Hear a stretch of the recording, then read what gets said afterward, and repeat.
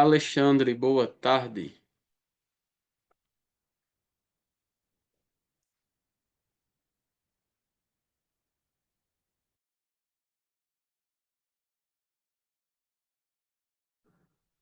Oi, Raíssa, boa tarde, tudo bem?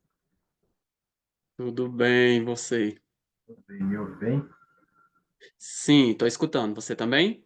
Também bem. Pronto. Estou acostumado com esse sistema tô mais acostumado com o Meet, eu dou aula sempre pelo Meet, né? Então a gente fica, no Zoom, a gente fica ali tateando, procurando uma Sim, coisa, procurando outra, mas no final dá tudo certo. isso. Deixa eu testar aqui contigo logo o áudio é, dos trabalhos, que aí já facilita. Tudo bem. Eu participei de uma sessão do Sapiens na terça-feira, e um dos professores que participou do Sapiens falou que ficaria a critério de cada sala a fazer a apresentação dos vídeos ou então a apresentação ao vivo. Mas eu acho que Sim, possivelmente os colegas que vão apresentar, acho que já se prepararam com o vídeo, né?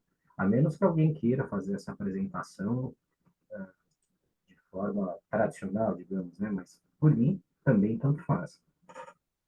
isso. Ficou essa possibilidade, né? Acordado com o moderador e com os autores. Que Se alguém quiser, por algum motivo, o vídeo não der certo, pode fazer a apresentação ao vivo. Se atentando à questão do tempo, né? Dos 8 minutos, dá certo também, viu? Aparece para você aí a imagem? Parece não maximizada. Ela tá, acho que se abriu a tela ela está na tela do YouTube, mas não está maximizada apenas. Mas aparece sim.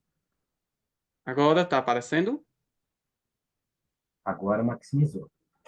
Pronto, vou soltar o áudio para ver se você escuta direitinho.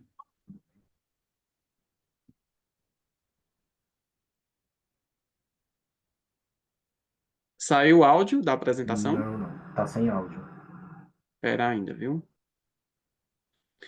Olá, pessoal. Vitória, Marisângela, boa tarde. Boa Boa tarde. tarde. Estamos fazendo Tadinho. aqui os testes iniciais, certo? É isso aí. Vou tentar novamente, Alexandre.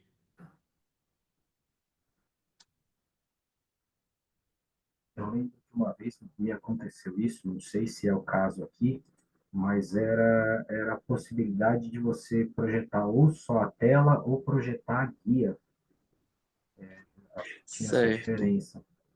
certo. Deixa eu clicar aqui, porque tem no início do vídeo tem um link para clicar. Se não clicar, deixa eu ver se agora deu certo. Tá aparecendo, né? Isso. Tá maximizada. Agora sim. Vê se sai o Olá, áudio. meu nome é Andréa Minati, eu sou coautora junto Agora com sim. Certo, Hum. pronto. Beleza. Como que você fez? Você compartilhou a tela e depois o áudio, é isso? Não, eu quando fui compartilhar, Ah, tem ao lado como se fossem uns botãozinhos de áudio. Aí tem que clicar nele, deixar ele selecionado, senão o áudio não sai. Deixa eu parar aqui e tentar novamente, ó. Vou em compartilhar, que é tudo em inglês, ah. né? Isso, share. Pronto. Aí eu vou na aba que eu quero compartilhar. Aí ao lado direito tem opções. Aí você clica na primeira, Share Sound. Eu acredito que é sair o som. Aí quando clica nele dá certo. Se não clicar, o som não sai. Show. Obrigada, porque eu tô Certo? como assessora amanhã e eu vou ter que fazer isso. Eu já vou pegar a dica já. Aconteceu já em algum momento. Aí a gente vai aprendendo e dando certo. Perfeito. O meu você vai passar aí também, né? Não preciso eu passar aqui o vídeo, né? Não, eu passo isso. Show. Certo? Obrigada. Gostei Nada. também do seu fundo de tela, Marisângela. Oi? Gostei também do seu fundo de tela. É, branco. Em Então, eu branco, vi é que mais tinha simples. esse azul, que eles colocaram lá no grupo, o azul e o branco. Aí eu falei, ah, eu vou de branquinho, vai. Para quem usa fone assim, acaba sendo melhor É, às vezes fundo então. neutro, porque eu tenho esse costume, eu não consigo trabalhar sem o fone, né? Inclusive, tá tendo até uma movimentação aqui na rua de obra. Então, eu preciso sempre trabalhar com fone. Quando a gente usa fone, esse preenchimento aqui da Ele parte interna do fone sempre fica, fica né? branco. É É, verdade. Eu trabalho direto também com fone aqui, porque perto de casa também, canteiro de obras o tempo inteiro. É um Eu falo que é a inferno. forma de me isolar do mundo, né? Porque eu Nossa, fecho a porta, senão, coloco o fone. senão não dá, né? Imagina a gente lendo artigo acadêmico, tem dias que você fala, gente, como é que pode? Aquele trrr, o dia É, inteiro. É complicado mesmo, viu? próximo de casa é uma obra da Sabesp. A Sabesp parou uma obra grande, mas, nossa, as ruas aqui estão parecendo um queijo suíço, de tanto furo, de tanto caminho que eles fazem por baixo. Mas, enfim, né? São Paulo, São Paulo sendo São Paulo. você não é daqui de São Paulo, né, Anderson? Eu Eu sou de Está em São não. São Paulo? Paulo. Não? É, acho que o Railson não, né? Não, sou da Paraíba. Ah, Hum. peraí. E a Maria Vitória é de São Sou de Paulo? Sergipe. Nossa, que legal. Então, temos bastante diversidade aqui hoje. Conheço Aracaju, viu, Maria Vitória? Eu Muito também. bonita a cidade, inclusive.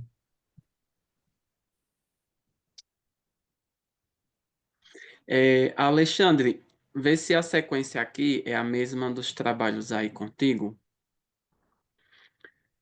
Primeiro esse determinantes, depois rotas estratégicas e depois o seu trabalho, validation, é isso? Pelo código, para a gente seguir essa sequência de código do menor. Iniciamos pelo determinantes, depois pelo rotas estratégicas e, por fim, o meu. Sim, Isso, não é isso? isso mesmo. Tá, para a gente seguir essa sequência porque facilita. A Marisângela é do segundo, perfeito? Do rotas estratégicas. Ou caso na hora, né, que for iniciar, se não tiver ainda nenhum autor, você também quiser, a gente pode começar por Marisângela, já que ela se encontra. O primeiro autor não tá? Não chegou? Vamos Até esperar até então, as 4h30, 4h32, pelo menos, É, né? Mas até o isso. momento não está conectado. Nem a Adriana, nem a Andréia, nem o Pedro. tá joia.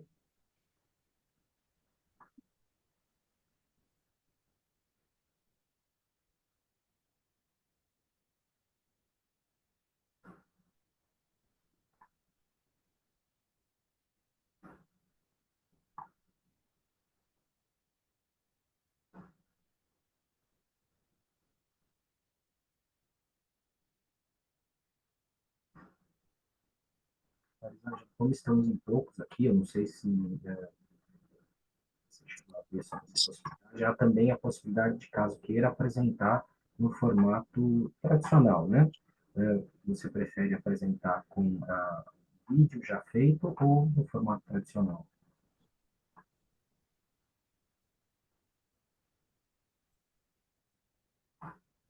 Oi, professor. Olá, tudo bem com vocês? Tudo bem, você? Tudo bem, Mari? Bem, vai. Esse é Ótimo. o meu co-orientador, pessoal. Boa tarde, seja Tudo bem-vindo. Boa tarde, Avaí. boa tarde, boa tarde. Como é que estamos aí? Estamos Aguardando a Todos aí chuva, aguardando. estão né, em, professor? todos estão em casa, no escritório, ou tem alguém que está na USP que nem eu? Está no Em escritório. Hoje casa. eu tô aqui. Hoje eu tô Estou em em casa casa. também. Escritório, mas terminando a sessão, correr para a universidade. Muito bem. Ah, que bom. Onde que você está, Alexandre? Eu sou de São Paulo mesmo, eu sou professor da Uninove. Ah, perfeito, Uninove. Muito bom. Isso, Prazer. seja todo meu, professor. Eu não estou conseguindo ver todo mundo na sala. Ah, agora eu estou vendo.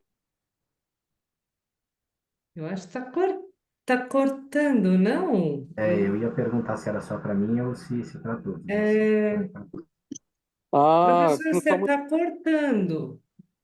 Tô o quê? Cortando o seu áudio.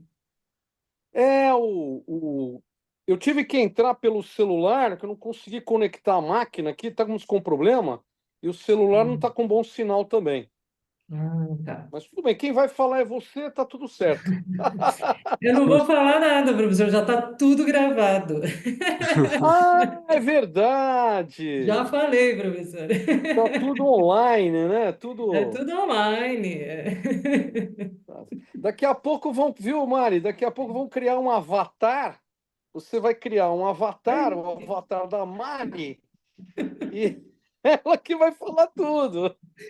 Eu acho ótimo, professor, porque Eu, já passa o frio na barriga, aquele negócio já faz o avatar, já apresenta, tá tudo certo. eu saí, acabei de Olá, sair de uma Adriana, oficina. boa tarde. Boa tarde, Adriana, seja bem-vinda. Seu áudio está fechado. Boa tarde, pessoal, desculpem. Tira. Boa tarde. Obrigada. Bom, Adriana, você é autora, né, do trabalho Determinantes. sim, a Andréia ia apresentar, até ela fez o vídeo, mas hoje ela não pôde, então estou aqui representando o trabalho. Tá certo. Então a gente pode começar, Alexandre? Sim, sim, podemos começar. Pronto, então vamos lá. Novamente, boa tarde, pessoal. Sou Railson Walter. Estarei como assessor desta sessão, juntamente com Vitória. Vamos passar os vídeos, certo? Cada vídeo tem a duração de 8 minutos. Após o término do vídeo, o professor Alexandre, como moderador, ele fará algumas explanações. Então, durante 8 minutos, vocês podem colocar alguns pontos de vista. E aí a gente dá continuidade. Ao término das apresentações, a gente tem um tempo a mais, né, um acréscimo a mais, para outros debates, outras dúvidas, outros pontos que queiram, tá certo? Então, vamos começar com o trabalho que a Adriana está aqui como coautora. Permitir só, Railson, uma boa tarde também a todos. Embora a gente já tenha conversado aqui, né, anteriormente, mas agradeço a presença de todos aqui, agradeço a participação, né, é uma tarde que a gente sempre tira muito proveito dessas conversas, desses insights que a gente acaba tendo. Então, espero que todos possam aproveitar essa sessão e que seja uma sessão de muito aprendizado para todos nós. Certo. Vou soltar aqui e vocês falam se está tudo ok, certo? Pedro Queiroga e Adriana Bruscato Bortoluso, no artigo determina a continuidade de investimentos pós-Série A em economias emergentes. Nosso intuito com esse artigo foi estudar venture capital, que é um capital apropriado ao risco de empresas nascentes. Nessa modalidade, os investidores são segmentados.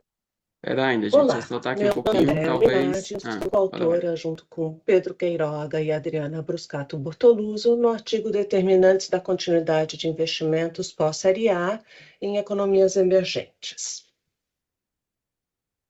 Nosso intuito com esse artigo foi estudar venture capital, que é um capital apropriado ao risco de empresas nascentes. Nessa modalidade, os investidores são segmentados por estágios e novas rodadas só ocorrem caso os milestones tenham sido atingidos. A Série A ocorre quando a startup encontrou um modelo escalável, é um marco significante. Para se ter uma ideia, apenas 11% das startups que receberam capital no estágio seed conseguem levantar a Série A, de acordo com essa pesquisa. O desafio é bastante estudado na literatura.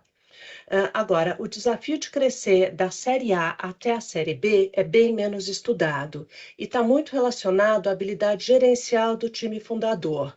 Precisa de muita disciplina para manter o gasto de caixa saudável, com investimento significativo em marketing, vendas e operações para direcionar o crescimento. Além disso, são cheques bem maiores.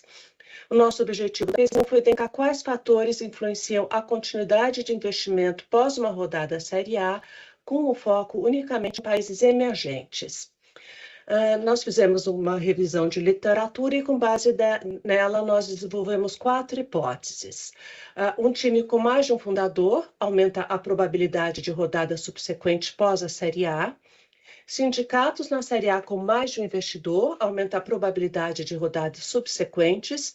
Startups em países emergentes de maior desenvolvimento econômico têm maior probabilidade de aportes pós-série A, e aportes de série A em momentos de mercado de capitais aquecidos aumenta a probabilidade de rodadas subsequentes. Para a base de dados, nós buscamos várias fontes: Crunchbase para dados das rodadas de investimentos e dados da empresa, a classificação FTSE, que classifica empresas emergentes, avançadas ou secundárias com base em variáveis macroeconômicas, e utilizamos isso como proxy de desenvolvimento econômico em países emergentes. Midas List, a lista com investidores com maior retorno de venture capital nos últimos 5 anos, ou seja, venture capital de sucesso, dados macroeconômicos de cada país no trimestre do World Bank e IMF, da Bloomberg para preço-lucro, para construir a variável de aquecimento de mercado, e índice de liberdade econômica de cada país em questão. As variáveis de interesse foram DANEs para multifundador, multi-investidor, se o país sede da startup é emergente avançado e se a série A foi em momento de mercado de capitais aquecido. E controlamos pela idade da startup na série A, se teve aporte seed antes da série A, o PIB, a inflação e a taxa de juros no momento da série A, se no sindicato tem um fundo de venture capital de sucesso e o índice de liberdade econômica no país de sede da startup. A nossa metodologia foi modelo Cox proporcional.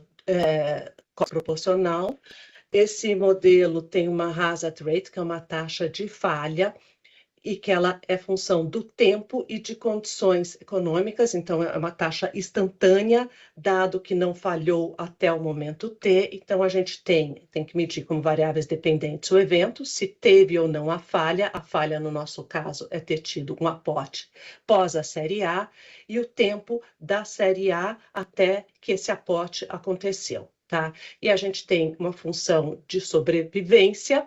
Eu tenho a taxa de falha acumulada até o tempo T, após a série A, e a sobrevivência 1 menos a taxa de falha. Das estatísticas descritivas, a gente vê que só 46% da amostra teve aporte pós-série A. O tempo médio entre a série A e o follow-on é de 15,8 meses, um pouquinho mais de 3 anos. 9% das rodadas aconteceram em países emergentes avançados e 91% em emergentes secundários. Isso aqui é um fenômeno muito direcionado pela China, onde tem grande parte das observações. E as próximas rodadas foram principalmente explicadas por série B, um pouco por novas rodadas série A, muito pouquinho por rodada série C em diante. Isso aqui é a função sobrevivência, e a gente observa que depois de 1 ano, tem quase 80% das startups não receberam um aporte follow-on, ou seja, de falha, o inverso, 19,6% tiveram aporte follow-on. Depois de 24 meses, vai para 37,7%, e a gente percebe que essa taxa vai caindo. 36 meses, 43,8%, e depois de 80 meses, 47,3%, ou cai bastante. Então, a probabilidade de sobrevivência se estabiliza após um período de 3 anos, indicando que esse é um período chave para a realização de um próximo aporte. Aqui a gente segrega a análise de sobrevivência sob amostras com startups que têm um fundador só, que tem mais de um fundador. A gente percebe muita diferença na taxa de sobrevivência, ou seja, mais de um fundador acelera bem mais e aumenta a probabilidade de ter um novo aporte. Aqui, mais de um investidor também aumenta a probabilidade de ter um novo aporte. E se a rodada A aconteceu em um momento de aquecimento, também aumenta essa probabilidade. Se está em país emergente avançado de desenvolvimento, não fez muita diferença. E aqui a gente parte para uma análise multivariada e a gente segrega a amostra em 3. A amostra completa, a amostra sem a China e amostra só com a China. Só para ter uma ideia, de 3.830 observações, 3.233 eram na China. E aqui a gente encontra evidências favoráveis da hipótese 1, 2 e 4, mas não a hipótese 3. Ou seja, mais de um fundador, mais de um investidor no sindicato e momentos aquecidos na Série A acelera uma rodada pós-Série A. Mas emergente avançado ou secundário é irrelevante.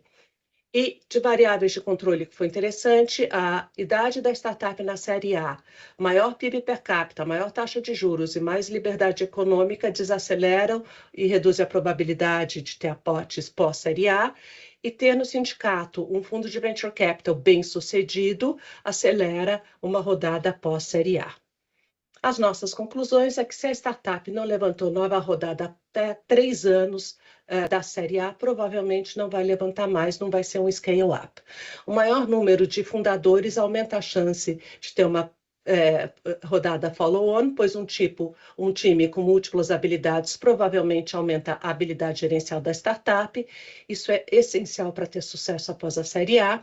Mais de um fundo investidor e ter investidores de sucesso aumenta a probabilidade de rodadas subsequentes. Isso faz muito sentido, a hipótese das teses serem mais validadas, melhores, e a maior rede de contato dos fundos de venture capital e, além de tudo, também melhor pipeline dos venture capitals bem-sucedidos.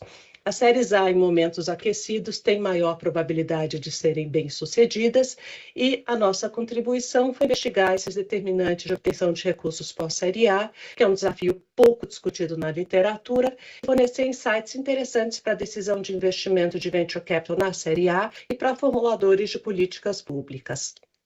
Obrigada. Alexandre, fique à vontade. 8 minutos para debates, certo? Gostaria de inicialmente já parabenizar a Adriana e os demais autores pelo paper. Um paper de uma temática muito interessante, muito atual, inclusive, né? Muito bom os empreendedores, os investidores entenderem como, ou qual o momento, né? A melhor forma de organizar os aportes, as características que precisam ser identificadas para aumentar as chances de sucesso de uma startup. E aí, inicialmente, gostaria de abrir para os demais colegas que quiserem fazer perguntas, senão depois eu inicio com uma pergunta.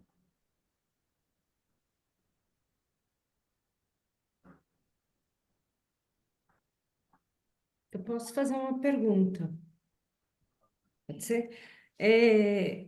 Eu acho que no vídeo, Adriana, ela comentou que a base que foi utilizada, acho que tinha 3.800 Observações, sim. observações e que 3.300 eram só da China, é isso mesmo? Quase 1.300 Ah, eram só da China. 1.300. Ah, No tá. período que a gente acabou fazendo a coleta de dados, a parte de venture capital, de startup abrindo na China estava muito, muito, muito quente, né? Então, Uhum. acabou que praticamente metade da base era da China. Então, no final, a gente fez ali alguns testes de robustez, até tirando a China, né? Porque como ela tem um grande número ali, poderia ser um resultado só da China. Então, a Sim, gente teve o é, cuidado de excluir, fazer separadamente, né?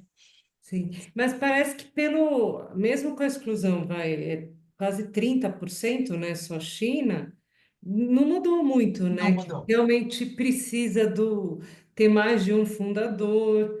E, Exato. sim, acabou meio que confirmando, né, a hipótese de vocês, né? Sim, exatamente. Tanto na separação como na amostra toda, a gente teve os mesmos resultados, né, das 3 hipóteses, mais do que um fundador, né, mais do que um investidor, e o mercado aquecido, que foram Que atrativos ajuda, aí, né? para poder ter o A investimento continuação, depois da né? Série A. Uhum, Porque uhum. agora parece que a gente está meio que num vale, né? Que fala que está meio escasso. Então, aí também a probabilidade de você ter a continuidade numa série B é bem mais restrita, porque você tem uma escassez, né, de recursos, né? Exatamente, exatamente, Mas exatamente. muito interessante, viu? Parabéns, achei muito legal o artigo de vocês.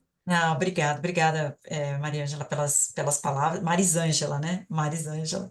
O Alexandre, obrigado também. Boa tarde para todos. Até a gente começa a falar e nem dá boa. Mas é muito bom estar aqui com vocês, tá? Obrigado, Marisângela, pelo questionamento. Eu, se possível, também gostaria de fazer aqui dois questionamentos. Um deles você já respondeu até parcialmente, né? Você já falou em relação à questão da China, que era uma das minhas curiosidades em relação ao artigo, mas não só em relação à China, eu ia até estender um pouco mais. Vocês, eu não identifiquei isso no artigo, então eu gostaria de saber se vocês tiveram esse olhar, fique à vontade, logicamente, para dizer se sim ou não, mas vocês chegaram a ter um olhar sobre economias emergentes, economias em desenvolvimento? Vocês chegaram a observar nessa separação que vocês fizeram se comportamento em economias emergentes é diferente do comportamento em economias desenvolvidas ou mais desenvolvidas, pelo menos? Isso, então, aqui o que a gente não tem as economias desenvolvidas, tá? A gente se preocupou só com mercados emergentes e aí a gente acabou separando esses mercados é a separação que a gente tem, né? Claro que a gente poderia tentar fazer alguma outra separação, se vocês tiverem até uma ideia. A gente separou em emergentes avançados, né? E os emergentes secundários, que foi a única maneira que a gente achou de tentar separar, e a China está como emergente secundário, né? Então, foi a única forma que a gente achou de fazer ali a separação, né? E aí a gente incluiu no modelo uma dummy para tentar trazer algum tipo de explicação, né? Desses dois grupos de países, tá? Mas a gente não separou, não fez a modelagem, né, separadamente para um e para o outro, para tentar comparar, né, o que seria legal, olhar o impacto dessas variáveis de interesse, né, na atração desse investimento pós-série A, comparando os mercados emergentes avançados e secundários. A gente não fez isso ainda, talvez seja até relacionado ao seu comentário, né, alguma coisa que pode enriquecer esses resultados, que a gente não fez. Porque eu me equivoquei aqui no momento de falar, você falou de duas economias emergentes, né? Secundárias E e avançadas. avançadas. Isso, Desculpe, eu falei isso. economias desenvolvidas, não é desenvolvidas, e sim avançadas. Me desculpe, me Avançadas. Ah, expressei tá mal. bom. Ok. Tá bom. Mas alguém gostaria de fazer alguma pergunta a essa colega, Adriana?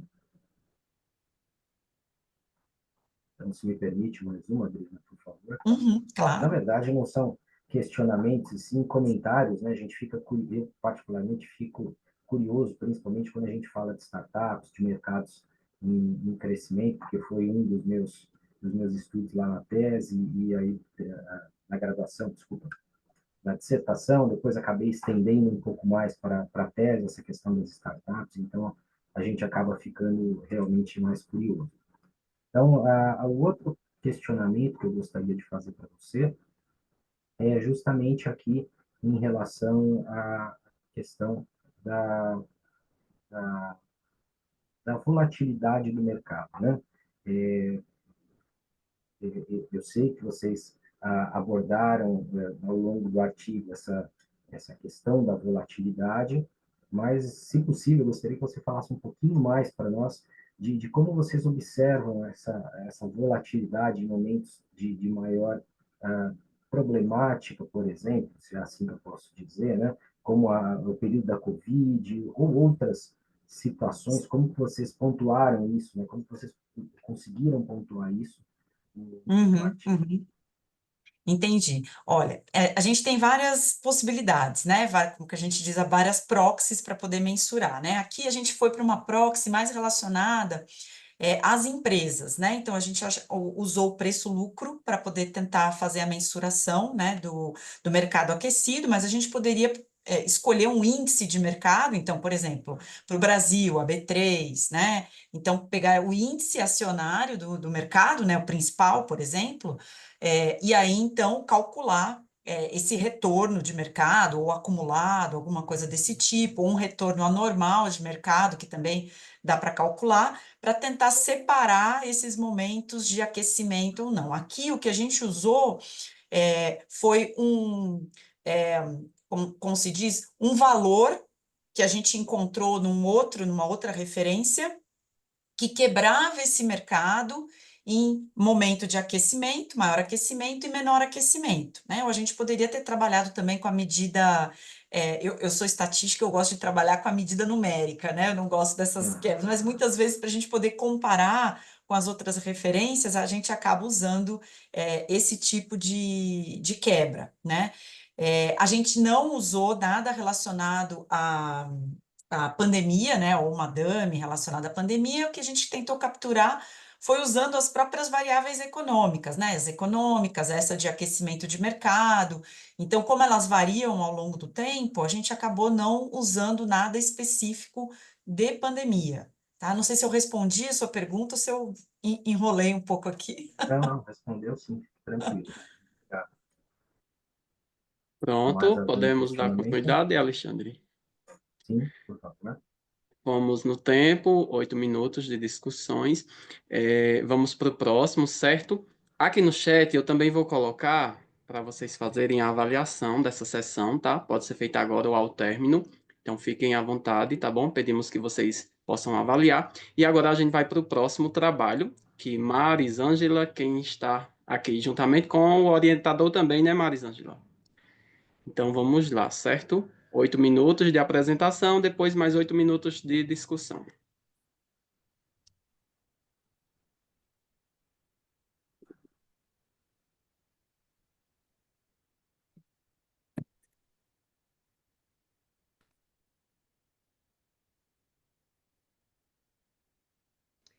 Olá a todos. Agradeço primeiramente ao SEMEAD pela oportunidade. Eu sou Marisângela, economista, mestrada em empreendedorismo e inovação e agora doutorando na FEA. Meu propósito hoje é discutir as rotas estratégicas de colaboração entre startups e corporações no desenvolvimento de projetos de inovação. Esse artigo foi escrito em conjunto com o professor Alvair, meu orientador de mestrado. Eu gostaria de começar com uma visão geral da pesquisa, então passo para a parte de resultados e, por fim, a conclusão. Vamos começar. E por que esse assunto é tão importante? Aqui no Brasil temos mais de 12 mil startups com mais de 5 mil corporações que buscam essas startups. Só para vocês terem uma ideia, em 2021 foram firmados mais de 2 bilhões em contratos entre esses agentes. Como sabemos, as corporações buscam as startups para promover uma inovação rápida, enquanto as startups buscam aprimorar seus modelos de negócio através de parcerias corporativas. Dessa forma, me parece ideal esse tipo de parceria. No entanto, à medida que o relacionamento vai evoluindo, apresenta vários desafios para ambas as partes. Com isso, nosso estudo explorou esses desafios, identificando rotas e padrões que permeiam os relacionamentos entre as startups e as corporações. E aí nós começamos com metodologia, né, a questão de pesquisa. Quais são as rotas ou padrões identificáveis nos relacionamentos em evolução entre startups e corporações? A nossa coleta de dados, a gente desenvolveu um protocolo semi-estruturado com 32 questões, aderindo à RSL, com 58 referências acadêmicas. A gente conduziu uma taxonomia com os elementos e utilizamos a análise de conteúdo com base na metodologia da Bardan. A gente também utilizou o software Eramutec para codificar o corpus analítico e facilitar a categorização de segmentos de texto por meio da classificação hierárquica descendente, a CHD. Sobre os participantes, os critérios para selecionar os entrevistados foram startups que tinham relacionamento com grandes corporações. Esses participantes, por vez, deveriam ser fundadores ou CEO ou ocupar uma posição de gestão e liderança. Por fim, houveram 18 participantes, a maioria deles são homens, 72%, com idade média de 31 a 40, 39%. Eles são engenheiros, por volta de 40%, e são fundadores ou cofundadores com até 10 anos de experiência, sua grande maioria mais de 80%. Além disso, eles estão executando 4 tipos de startups: marketplaces, fintechs, HR techs e martechs, que é mais ou menos cerca de 50% da amostra. Passando agora para o meu segundo ponto, eu gostaria de compartilhar os resultados com vocês. A nossa primeira rota foi chamada de perspectiva de eventos mais frequentes, porque eles tiveram eventos com uma porcentagem acima de 19% na CHD. O que a gente pôde notar? Que o relacionamento começa com a intenção estratégica, onde o empreendedor apresenta motivações para empreender. Após essa fase, criar e validar um modelo de negócio é crucial para estabelecer a confiança com as corporações. Posteriormente, as parcerias desempenham um papel significativo de expansão de mercado, abrindo um crescimento para as startups. Durante essa fase, pudemos observar que as startups buscam market fit, fechando negócios iniciais com as corporações. Para sustentar seus negócios, as startups geralmente se envolvem em atividades de criação corporativa. Falando agora da perspectiva dos eventos de média frequência, encontramos a metodologia do Lean Startup usado para validar a proposta de empreendedorismo com foco no processo de validação desse novo modelo. Inicialmente, as corporações só estão dispostas a fazer parcerias depois que o processo já foi validado no mercado. E somente após a construção de cases, as corporações iniciam um relacionamento com as startups. Ou seja, esse é um atributo essencial para o início deste relacionamento. A certeza de credibilidade emerge dos projetos iniciais com as corporações após várias parcerias no mercado. Os empreendedores usam esses cases para definir a estratégia de segmento de clientes. Passando agora para as perspectivas dos eventos oportunistas, esses eventos são práticas ou ad hoc ou novas, ou não relacionadas e contrárias à RSL, que consideramos como terceira rota. Um dos atributos referentes às dificuldades de crescimento da startup foi definido pelo tamanho da empresa. Como a startup é uma empresa pequena, ela fica refém das exigências das corporações. Por exemplo, elas têm que praticar um preço menor para garantir o projeto. Essa prática abusiva emana principalmente do tamanho e poder das grandes empresas, né? Outro atributo usado para descrever as dificuldades de crescimento foi o dilema do empreendedor. Por estar tão certo em acreditar demais e conhecer o modelo, o empreendedor pode perder novas oportunidades. Outro ponto é que as startups precisam abrir o controle para receber investimentos e eles não têm medo de perder a equipe.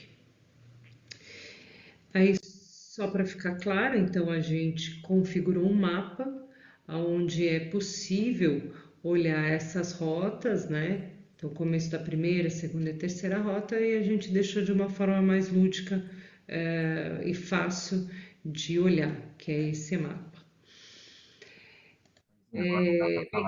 Chegando agora, isso me leva para o final da minha apresentação. Para resumir, eu vou passar pelos 3 pontos principais que eu comentei. Então, primeiro, que esse artigo se aprofundou em 3 rotas não determinísticas para fornecer aos empreendedores uma ferramenta de navegação e para auxiliar a decisão de qual caminho tomar ao colaborar com uma grande corporação. Segundo, essa clareza é essencial para que os empreendedores definam como esses relacionamentos podem ser desenvolvidos, considerando critérios como estágio da startup, o foco de relacionamento, características chaves e observando aí o caminho e os processos necessários para percorrê-los. E terceiro, o artigo descreve como essas rotas estabelecidas servem como referências estratégicas para os empreendedores. As limitações está relacionado à amostragem ao viés cultural, né? Também a amostra pequena, e a identificação do estudo dessas rotas é baseada na nossa interpretação de eventos e possibilidade. Embora isso adicione flexibilidade, também induz ao nível de subjetividade e incerteza na categorização. Bem, gostaria de agradecer novamente a oportunidade no SEMEAD. Agradeço também por me ouvir e sinta-se à vontade para entrar em contato comigo se tiver alguma dúvida ou comentário. Meu e-mail é marisangela@usf.br. Muito obrigada. Aqui estão as nossas referências bibliográficas. Um abraço.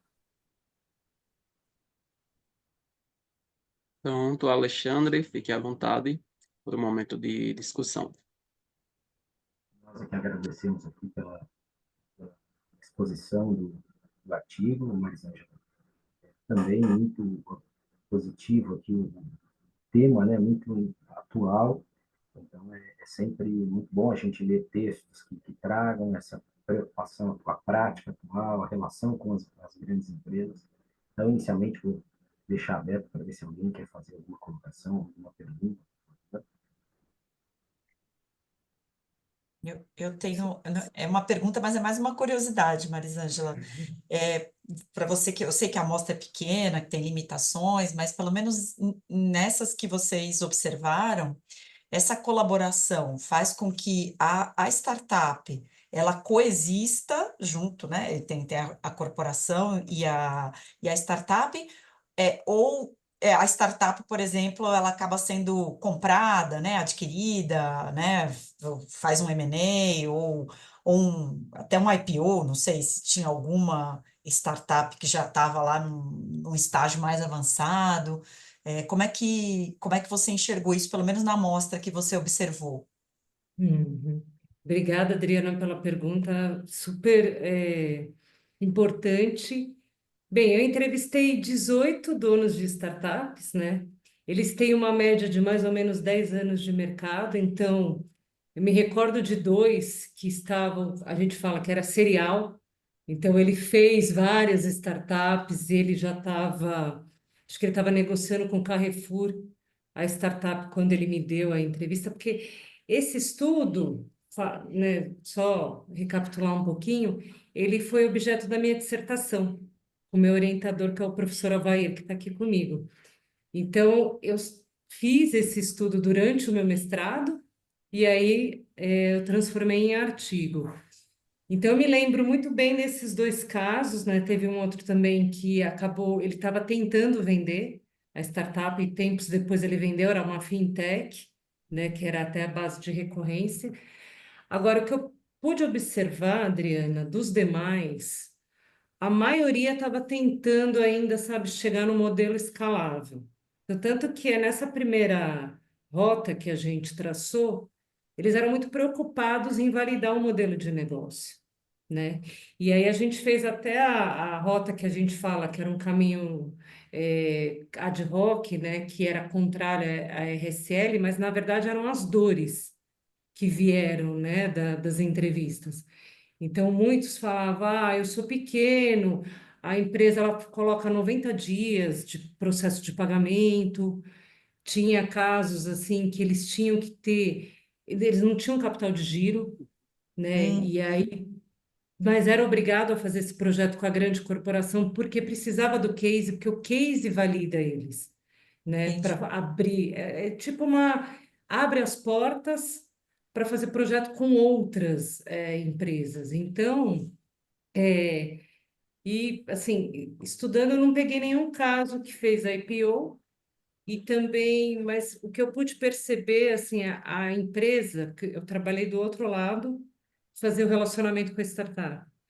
Aham. Então, assim, ou vira um fornecedor pequeno, ou realmente a empresa acaba comprando a startup ou aquela tecnologia que ela oferece. Então, eu vou dizer assim que eles são heróis. Assim, depois que eu pude entrevistá-los, assim, a minha percepção com relação a donos de startups mudou completamente, porque precisa ter muita musculatura para poder realmente escalar, que nem no caso que vocês estudaram, né? Para chegar numa série A ou para chegar num Sim. movimento assim que o cara está no scale-up, realmente é muito difícil.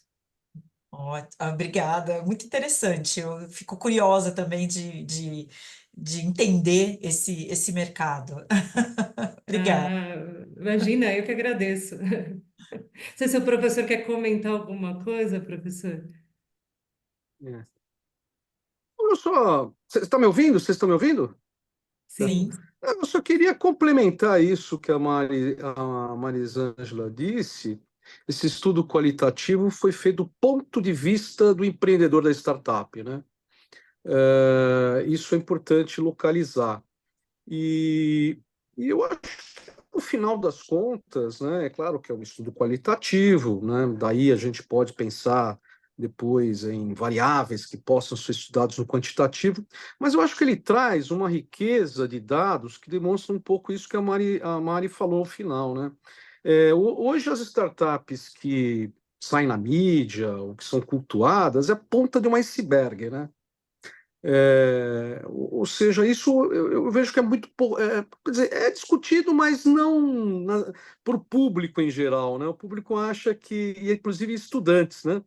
É, com colegas aí somos professores, a gente tem muitos estudantes que vamos abrir uma startup. E eles não imaginam, né, o quanto é uma trajetória difícil. Então, eu diria que, como evidentemente, como qualquer modelo capitalista, existem muitos que ficam no meio ao longo do caminho, né? Então, isso também é uma questão social. Isso é um outro aspecto, não foi abordado aqui no artigo, mas daí decorre outras questões, que é um aspecto social, porque tem muita juventude que está empregando o seu tempo, seus recursos, né, num momento de grande produção, enfim, possibilidade de produção, e às vezes fica desiludida, né? Desiludida por essa questão. Então, a gente precisa, talvez, daí pensar um pouco esse ecossistema para que olhe também essa grande número de empreendedores que ficam no meio do caminho, podem se desiludir e podem ser cabeças que a gente acaba perdendo, né? Porque ficam fora dessa estrutura, né? A estrutura premia aqueles que passam, né, pelo funil.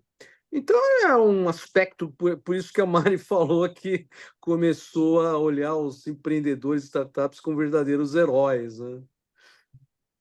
E eles são, né, professor? Eu acho que aí, só para trazer o número da BS Startups, a gente está falando de um universo de 12 mil a 13 mil startups. E a gente tem 10 unicórnios, né, na última, pelo menos no último levantamento. E nesse caminho, pelo menos eles conseguem, eu acho que era mais que 50%, acho que eles conseguem passar após o terceiro ano de operação. Então, tem muita gente que acaba ficando aí nos primeiros anos de operação, que nem o professor colocou. Então, assim, realmente, assim, a mídia acho que glamoriza um pouco, não? Abre uma startup, o cara vira, né, super mega, né, CFO, enfim, mas realmente a realidade é bem diferente, né, deles. Eu faço uma metáfora, quer dizer, não é perfeita, como bom brasileiro, uma metáfora futebolística, né? Todo mundo olha só o Neymar, né? Mas não sabe que tem muitos jogadores de várzea que ganham salário, ou de times pequenos que ganham salário mínimo, né? Então, é um Que não pouco passa isso. na peneira, né, professor? Não passa na peneira, né? É isso.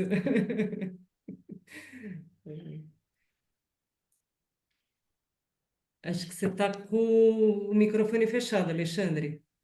Alexandre, nós chegamos aos 8 minutos. Se você quiser, ao término da próxima apresentação, aí você faz a discussão geral, tá certo? Para a gente seguir o cronograma. Tá bem? Certo. Então vamos para a próxima apresentação. Alexandre, ele é o escritor, né, o autor do trabalho, então vamos dar início.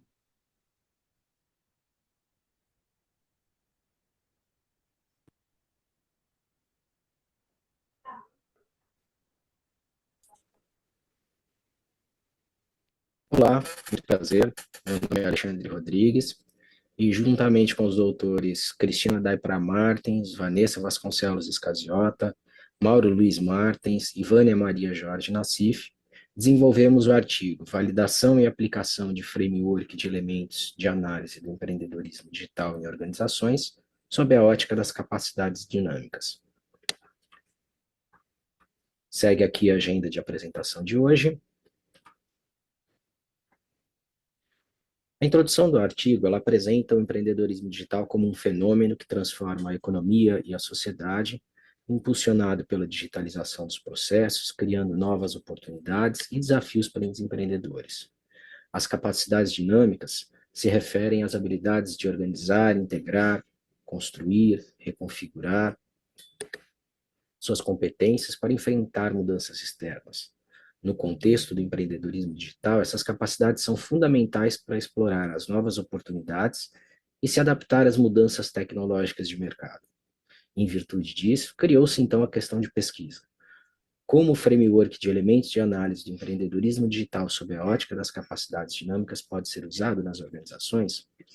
Em resposta a esta questão, objetivou-se testar a aplicabilidade de um framework de análise do empreendedorismo digital sob a ótica das capacidades dinâmicas no contexto prático.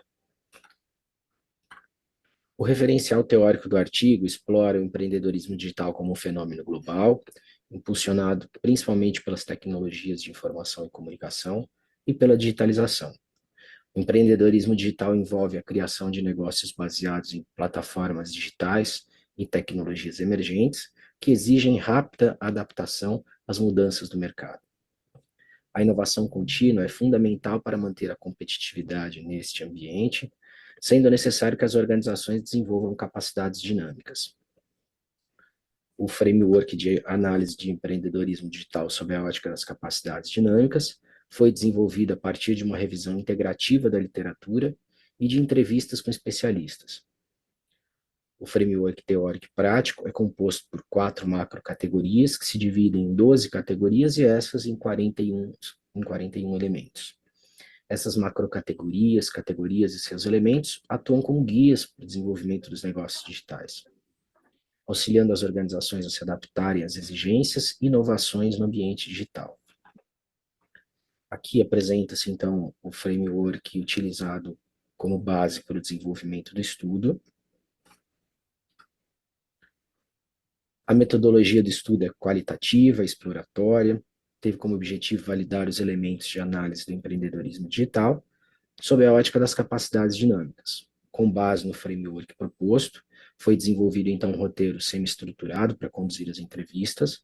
A seleção dos entrevistados ocorreu por meio de uma busca no LinkedIn, com 22 convites direcionados a empreendedores digitais, sendo selecionados representantes de 5 organizações digitais, totalizando 10 participantes, 2 em cada empresa.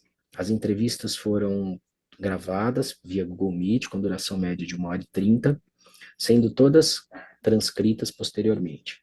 A técnica de análise de conteúdo foi utilizada para interpretar os dados das entrevistas, junto com uma abordagem baseada em dados para orientar os ajustes e de decisões relacionados ao framework. Os resultados foram, então, comparados com a literatura existente. Na seção de resultados, analisou-se cada uma das 5 organizações, resultando em 4 macrocategorias, que se dividem neste novo framework em 9 categorias e estas em 28 elementos de análise do empreendedorismo digital. A macrocategoria de influência da tecnologia impulsionam ajustes nos modelos de negócio para atender às demandas de mercado. Algumas organizações operam exclusivamente no digital, enquanto outras mantêm operações físicas. Todas as organizações observadas utilizam plataformas digitais adaptadas às suas necessidades, com foco na automação e na integração de novas tecnologias.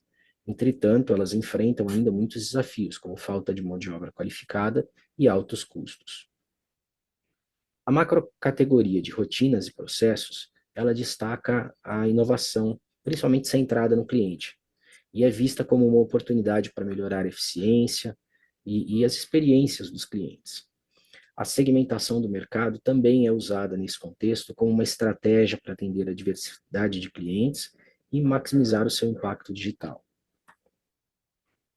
A macrocategoria de comportamentos e habilidades demonstra que as organizações adotam diferentes abordagens para a digitalização, como modelos remoto, presencial, e se adaptam às demandas digitais enquanto monitoram o mercado e a concorrência.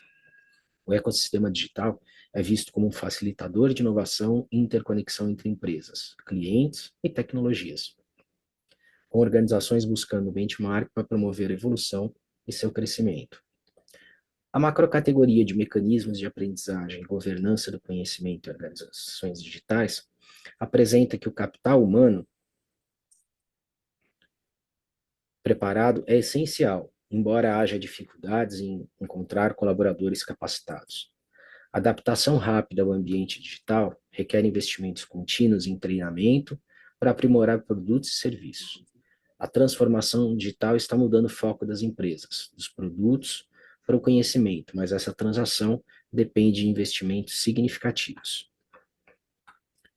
Aqui se apresenta, então, a adequação do framework ao contexto prático das organizações.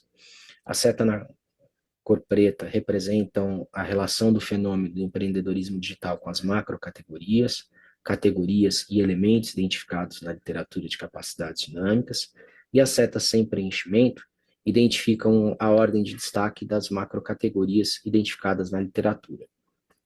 A conclusão do artigo destaca que, com base nessas entrevistas realizadas, foi possível aprimorar o framework inicial, ajustando categorias e elementos por um melhor alinhamento com a prática do empreendedorismo digital sob a ótica das capacidades dinâmicas. Esses ajustes refletem a necessidade de maior dinamismo e conexão entre as macrocategorias, proporcionando uma compreensão mais clara das relações entre os elementos do framework.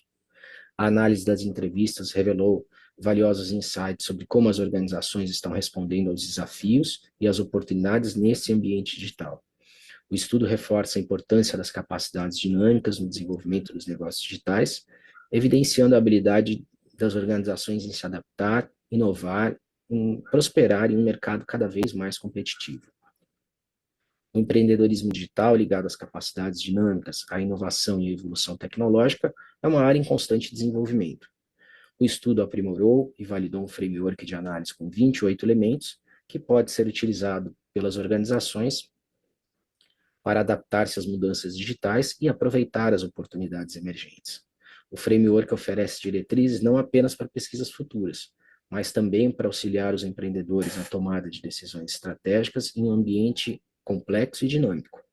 O estudo alcançou seu principal objetivo ao testar a aplicabilidade prática do framework, mas conhece suas limitações, especialmente por não focar em segmentos específicos. Para pesquisas futuras, sugere-se explorar o uso do framework em diferentes setores e desenvolver níveis de evolução das organizações no contexto do empreendedorismo digital sob a ótica das capacidades dinâmicas. Agradecemos a atenção de todos.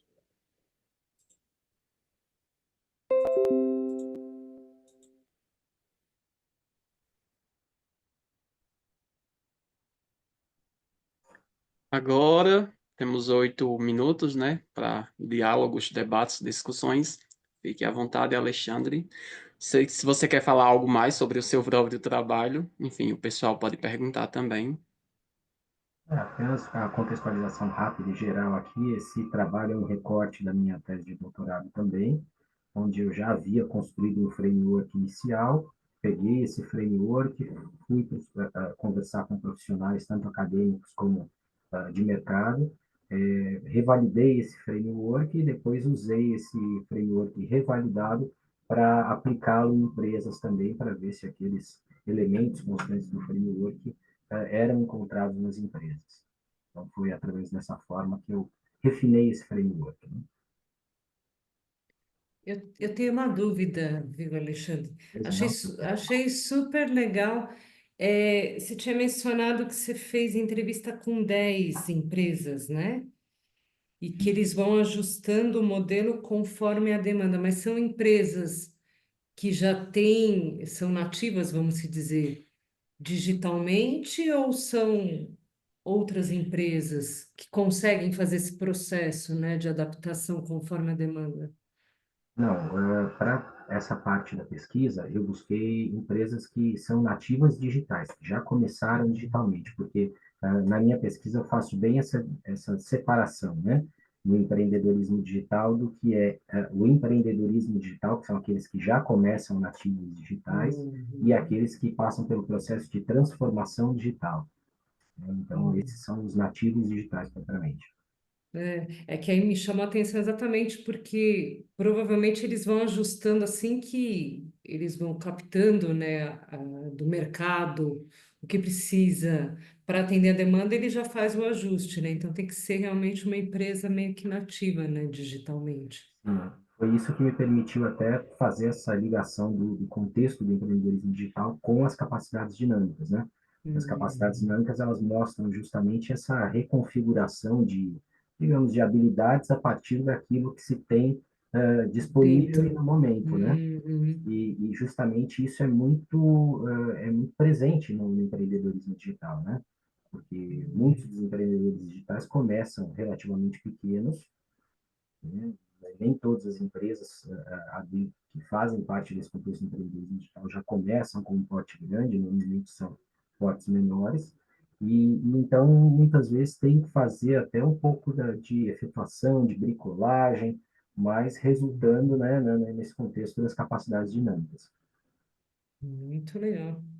Parabéns, achei muito legal. Obrigado. Eu tenho uma curiosidade, outra curiosidade, muito Pois não? curiosa, né? Vamos lá, Alexandre. Isso é Gostei muito bom. bastante do trabalho também. É interessante, né? Porque eu sou da área quantitativa, né? E os dois trabalhos aqui são mais qualitativos, né? E a gente vê como a parte qualitativa e a parte quantitativa podem se juntar, né? Para gerar informação. Então, muito legal. Estou gostando aqui de ver. A Mas a minha ideia minha. inicial, desculpa só te interromper, Adriana, a minha ideia Imagina, inicial do doutorado era montar uma escala, mas depois eu percebi que no tempo do doutorado não daria tempo. Então, entendi. segui para o Framework e agora talvez para o pós-doc fique a escala, né? É isso é para se pensar, né? Eu queria te perguntar se nessas entrevistas que você fez, né? É uma curiosidade, tudo bem que não entrou no seu framework, etc. Mas nesse contexto de transformação digital, como é que essas empresas que são nativas, né, digitais, como é que elas lidam com a parte de segurança, proteção de dados, que hoje em dia, né, talvez até, não sei o momento que você fez as entrevistas, né? Mas hoje em dia todo mundo fala muito disso, né? Porque a gente precisa dessa proteção, né? Então, os bancos digitais, etc., né? Sempre que a gente pensa no digital, a gente sabe que o nosso dado está lá, tá em algum lugar, né? E a gente gostaria de ter aí essa proteção. Você capturou alguma coisa sobre isso nas entrevistas ou não? Sim, sim. No total, eu consultei, né, eu entrevistei profissionais de 5 empresas diferentes e também de 5 ramos diferentes, até porque eu não queria nenhum viés para um ramo específico, né? Então, tem empresas de engenharia elétrica, por exemplo, que hoje tem um aplicativo específico, tem empresas de ensino, tem os mais diversos segmentos, né? E todos eles hoje se mostraram muito preocupados ou muito direcionados a seguir ali todas as diretrizes da LGPD. Uhum, Lógico que todos têm a preocupação muito latente ali de ter cuidado com o acesso aos seus servidores, a tudo isso, né? Fazem todas as prevenções possíveis para não ter nenhum tipo de invasão, mas, infelizmente, a gente sabe que é um risco iminente, né, para quem está no mercado. Então, todos se preocupam, têm esse cuidado realmente com a questão da LGPD, mas se eu puder ir um pouquinho além, né, a gente percebe que, embora a LGPD esteja surgindo, a gente sabe que ainda a nossa legislação ainda deixa algumas lacunas, infelizmente, né? Então, uhum, teríamos que ter uma legislação muito mais avançada, ou talvez estarmos em níveis mais avançados dessa legislação, pelo porte do país, pelo tamanho e pelo tempo, né, que isso já deveria ter sido feito e implantado. uhum. É isso aí. Obrigada. Bom, eu também vou fazer uma pergunta, Alexandre. Tudo bom? Tudo Obrigado aí bem, pela professor? apresentação. Imagina. Eu acho que o seu trabalho traz muito bem a questão, né, que você desenvolveu, como que a orientação do mercado, a orientação para o mercado está muito ligado com essas capacidades dinâmicas, né? Enfim, né, está pronto para todas as alterações, mudanças, é preciso ter um conjunto de competências para se adequar. Então, o que eu queria te perguntar é assim, você chegou a investigar, pelo menos ter alguma percepção, se são as capacidades dinâmicas que permitem ir para essa orientação para o mercado? Desculpa, Ou é professor, a cortou a sua orientação para fala. o mercado que suscita a busca das capacidades dinâmicas? Aquela famosa coisa, né? Tostines é fresquinho porque vende mais, ou vende mais porque é fresquinho? Você lembra dessa propaganda? Sim, sim, é da minha época. Professor, eu só vou pedir para o senhor falar novamente a pergunta, por favor, porque cortou aqui no momento que o senhor estava iniciando a primeira É, frase que o senhor falou dela. tá ruim, mas eu vou de novo, vamos lá. Vou falar Hum, pausadamente. Você chegou a ter algum indício, porque não, evidentemente não era o objetivo seu, mas é minha curiosidade, se as empresas adquiriram as capacidades dinâmicas porque eram orientadas para o mercado, ou, ao contrário, elas primeiro adquiriram, porque estratégia, a capacidade dinâmica para se orientar para isso. Entendeu? sim, sim. Você chegou a ter alguma visão de histórico da formação da empresa para ter alguma ideia sobre isso? Sim, sim. Todas as empresas eu busquei conhecer o histórico, conhecer toda a origem, como foi originado, como foi criado, a partir de quê, né? E eu pude perceber de uma forma muito clara que eles buscaram, de uma certa forma, ali, se adequar primeiro a essas capacidades para depois se colocarem ao mercado. Então, isso ficou, embora, lógico, nenhum empresário, ou pelo menos a grande maioria deles, não tem essa visão de estou fazendo isso no contexto das capacidades dinâmicas, né? Mas, logicamente, pensando sempre nessa necessidade de reconfiguração, de ajuste constante. Então, pela minha percepção, eu entendo que eles primeiro se adequaram para depois se colocarem ao mercado, né? Teve uma das empresas, por exemplo, ela levou quase 4 anos para colocar o seu produto efetivamente no mercado, até que ela fez todas as adequações necessárias. Chegamos ao término dos Interessante. 8 minutos, mas agora a gente tem 22 minutos, tá? Então, podem ficar à vontade para debates mais explanações, tá certo? Só para a gente ficar ciente do Então, tempo. que bom que nós temos Railson aqui para nos ajudar com o tempo, porque senão a gente se empolga falando e conversando, mas obrigado, Railson. Nada. Fiquem à vontade agora, mais É, 22 minutos. eu vou pedir licença a vocês, gostei muito dos trabalhos, eu vou deixar a sessão porque eu preciso ir agora. Eu sou coordenador da área de operações do SEMEAD e vai ter entrega do prêmio às 18 horas. Então eu preciso ir até lá e me organizar um pouquinho. Então eu quero cumprimentar a todos e todas. Foi uma sessão muito bacana, mas por favor, continuem aí, mas por dever de ofício eu vou ter que sair, tá bom? Certo, agradecemos, Agradecemos, Alvaí. Fica o link agradecemos. Nada, também, professor. se você ainda não avaliou a sessão, Alvaí, fica aí o link no chat, certo? Quem ainda não avaliou também fique à vontade. Podem ficar à vontade Obrigado, agora por obrigado. esses 22 minutos. Eu queria Gostaria. até aproveitar essa pergunta que o professor fez para o Alexandre, das capacidades dinâmicas. Você conseguiu perceber deles algum tipo de, nessa implementação, né, para tentar se adequar ao mercado? Se teve algum tipo de dor, ou eles tinham se eles chegaram a falar alguma questão nessa implantação, porque muitos estavam orientados, né, para fazer essa parte da transformação digital, mas assim, você conseguiu pegar alguma questão que eles colocaram assim para nas entrevistas? Inclusive, uma das perguntas que o meu roteiro semi-estruturado me direcionava era justamente nesse sentido de conhecer os desafios, né, que se enfrentaram, justamente para conseguirem constituir o negócio, a empresa.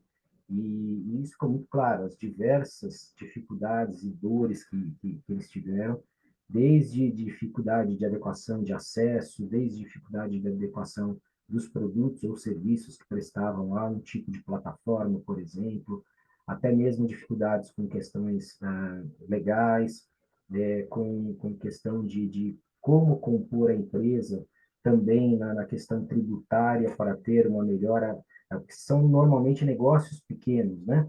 Ou que iniciam os pequenos, então, adequações até no sentido também de precisarem justamente se programarem melhor para terem uma melhor aderência no início desses produtos.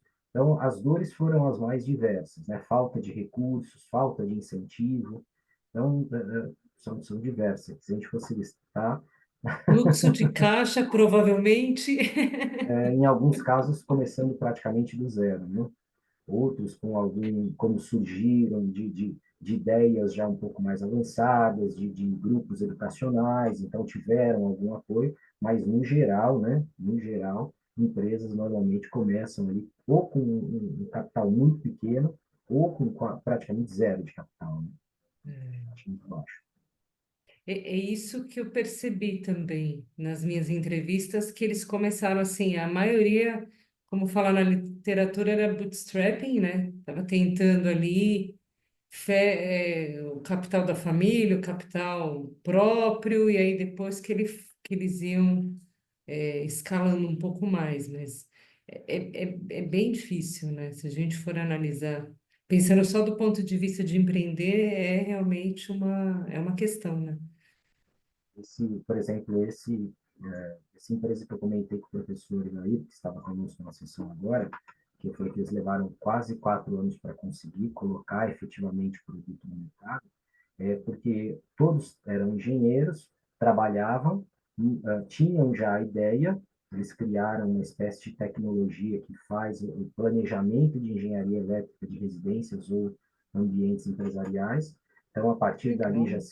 já se gera um orçamento de materiais, um orçamento de mão de obra. Então, é algo que realmente levou um tempo para ficar pronto, só que para que eles conseguissem viver disso, propriamente viver disso, né, eles não podiam, foi muito difícil, eles não tinham como deixar os seus empregos.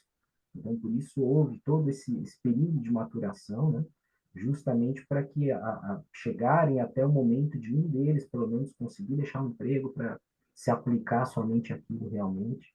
E isso vem da dificuldade realmente de incentivo, né, da falta de recursos. É complicado. E até mesmo acesso a crédito, né? Né? Assim, é bem complexo para quem está tentando empreender, né? Começar um negócio. E aí você tem, Principalmente né? quando se trata de empreendedorismo digital, desculpa ter te cortado, né? Porque aí Não, o que imagina. existe muitas vezes é a ideia, né? O que existe é a ideia, o insight, o projeto, mas a partir disso, dificilmente um banco, uma instituição financeira vai conceder crédito a uma ideia, né? Não, até virar, sair da ideação, até virar a primeira receita, como eles falam, né? A primeira nota fiscal, né? Existe um caminho bem longo, né? Que é percorrido e é realmente complicado, né? Mas é muito legal mesmo. Essa dor, vamos dizer assim, a minha dor, né, surgiu lá no mestrado, quando eu tentei buscar alguma coisa que avaliasse empreendedorismo digital, ou que quantificasse, que permitisse olhar para as empresas, entender o nível das empresas, em termos de empreendedorismo digital, e não encontrei. Então, por isso que eu fui para a literatura, fui buscar esses elementos, fui levar isso para especialistas e depois fui levar isso até as empresas para ver se funcionava. Né? Então, Que foi esse o legal. caminho das pedras. Eu comecei, na verdade, a minha dissertação pelo caminho oposto, porque eu estava numa célula de transformação digital que tinha contato com as startups. Então, a minha ideia era pesquisar, mas olhando pelo lado da corporação. E aí depois o professor falou, não, mas pelo lado da corporação, acho que você vai ter aí um enriquecimento, né, de conhecer melhor se você vê do ponto de vista deles. E aí, realmente, para mim foi. Porque a empresa, o que que ela fazia? Ela lançava aqueles desafios, a maioria coloca Demo Day, vai àqueles eventos, né, para tentar. Que eles falam, vou pôr o desafio, vamos ver se tem algum tipo de startup que tem uma tecnologia que possa resolver o meu desafio. E aí, às vezes você não tinha, você não conseguia encontrar startup, porque é aquilo que você estava comentando, né? Tem uma ideia. E aí precisam escalar essa ideia, precisam fazer validação, tem que rodar os MVPs. Aí a empresa não quer pagar, né? Que eles falam a POC, né? Não querem. que é uma POC gratuita. E às vezes também o cara não tem, é ele ou mais um no máximo. É um desafio, vamos se dizer, um desafio bom, né? Gostaria de saber se alguém gostaria de fazer mais alguma pergunta, ou para a Adriana, ou para a Marisângela, ou para mim também, né? Senão eu gostaria de fazer mais aliás, de fazer uma pergunta para a Marisângela, eu não tive a oportunidade aquela hora de perguntar por causa do tempo, mas me surgiu uma curiosidade, né? Quando a gente fala dessa relação das empresas maiores com as startups propriamente, é, é lógico, a gente sabe que muitas vezes essas ideias inovativas vêm das startups, né? E Sim. essa relação com essas empresas maiores, pelas grandes corporações, não sei se gostaria de saber se você percebeu alguma mitigação de riscos nesse processo, ou uma preocupação com os riscos, deixa eu ver se eu me expresso melhor, uma preocupação no sentido de riscos de essas grandes corporações, eu não queria usar a palavra roubarem, mas talvez captarem a sua ideia, o seu capital intelectual. Você percebeu na startup essa preocupação de, vão roubar a minha ideia, por exemplo? Quando se E- relacionam com as grandes corporações.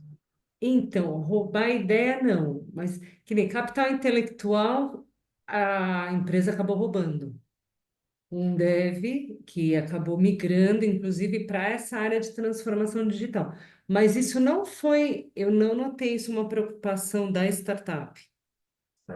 Na verdade, assim, tinha essa célula, né? Eu trabalhava nessa célula dentro da corporação que tinha essa relação com as startups. E aí a maioria, na verdade, queria fazer os projetos com a empresa. Então, não, eles queriam escalar. Queria ter o contrato, como eu falei, gerar a primeira receita, e aí ter mais cases para poder até vender isso para outras empresas. Então, a preocupação zero, posso te dizer que é assim, era conseguir o projeto. E eu lembro dessa que era uma, não sei se eu posso até falar o nome da startup, acho que eu posso, que foi até vendida depois para a Ambev, a Menu.com, e ela tinha um sistema que ia ajudar a gente numa parte de roteirização. E o dev, excelente, assim, realmente um menino muito bom. Acabou depois migrando, porque a gente depois montou uma área, começou a desenvolver alguns softwares, e aí a empresa fez a proposta para ele vir. E ele veio. Depois ele saiu, mas ele veio. Mas isso foi super interessante, porque parece que na literatura tem, né, que a startup tem esse tipo de receio, né, de É, perder o capital. Acho que é um texto da Catila, se eu não me engano. Eu coloquei isso na minha dissertação, mas isso não, na prática, não, ele não tem isso. Ele não tem receio nenhum, na verdade, de perder. Ele está bem focado em escalar mesmo, validar o modelo de negócio primeiro, né? bom, eu fiz essa pergunta porque eu lembrei exatamente desse texto dela, por isso que eu te fiz esse O questionamento. Catila, né? É, Nadando com os tubarões, eu acho, uma coisa assim, né? exatamente. Esse texto é muito bom, inclusive, né? Deixamos aberto aqui mais algum questionamento, algum Hum. comentário. Ailson, se quiser também fazer algum comentário. Temos 10 minutos, caso ainda queiram falar algo, o Eu gostei espaço é muito do para texto, debates. gostei muito do texto da Adriana. Eu ia pedir, na verdade, uma indicação de curso para fazer método Quant. Adriana, para fazer método Quant. Pois é, hoje em dia tem bastante coisa disponível, né? Boa e disponível na internet, né? Assim, a não ser que você queira fazer algum tipo de curso, né? Que você tenha algum certificado, alguma coisa desse tipo. Mas você sabe que nesse estudo que eu fiz, eu corri atrás para ver essa questão do Iramutec, que ela acaba sendo uma ferramenta até um pouco mais quant, né? Eu falei, não, eu preciso ter Exato. alguma coisa mais quant, né? Usa mais número para validar, né? Exato, exato. Mas, assim, a minha sugestão é dar uma olhada no material da internet mesmo, de faculdades boas, entendeu? Porque a gente vai aprendendo aos pouquinhos, pegar um livro-texto ali da parte básica, né? De estatística, ou sei lá, Uhum. da parte que você está interessada, e ir seguindo, né? Aqui no INSPER a gente tem alguns cursos, né? Mas, assim. Até tem até um intercâmbio de alunos de doutorado, né? Que os É alunos de doutorado podem verdade, né? cursar Uhum. algumas disciplinas aqui sem custo, né? Porque o nosso doutorado não tem taxa, né? Então, Uhum. teria que ver se isso seria possível, né?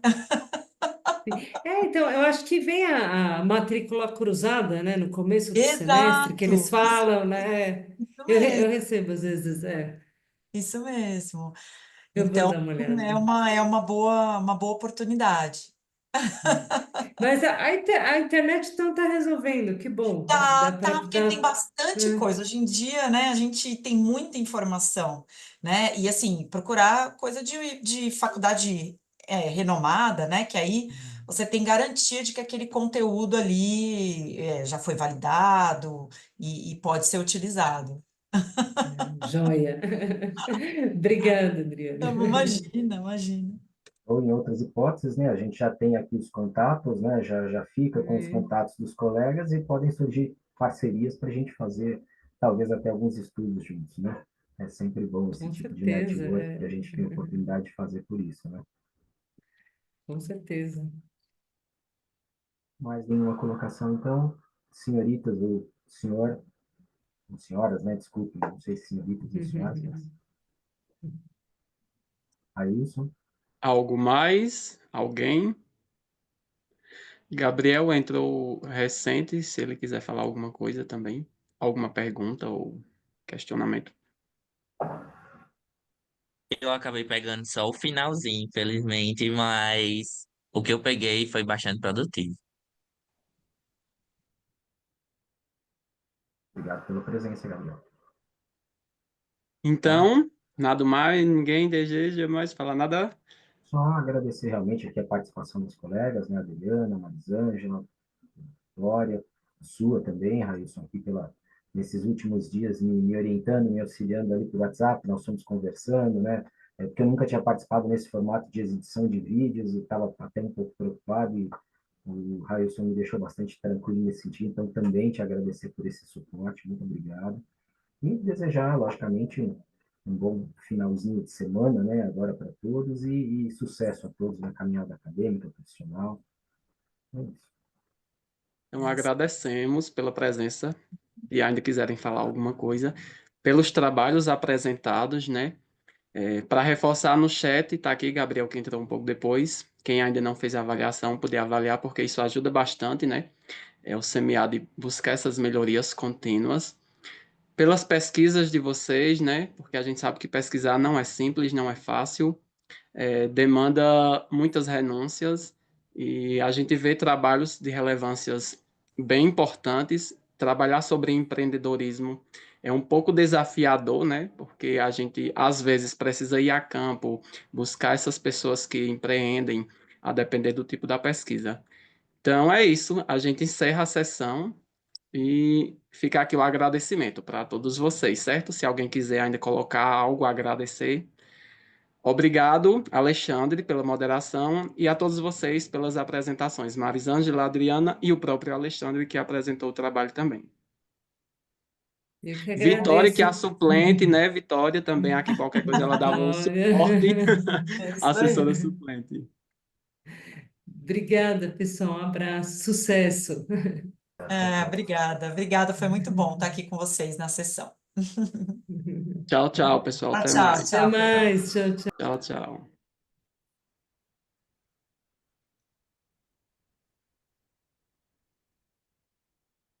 Tudo certo, então, Railson. Podemos finalizar, né? Certo, Alexandre. Tá, Finalizamos. tá. Agradecemos pelo apoio e pela participação. Eu que agradeço. Tchau, Obrigado. E tchau. Até precisando de alguma mais. coisa, tem meu contato. Qualquer coisa, estou à disposição. Tá certo. Um Tchau, tchau. abraço, até a próxima. Igualmente. Tchau, tchau. Até a próxima.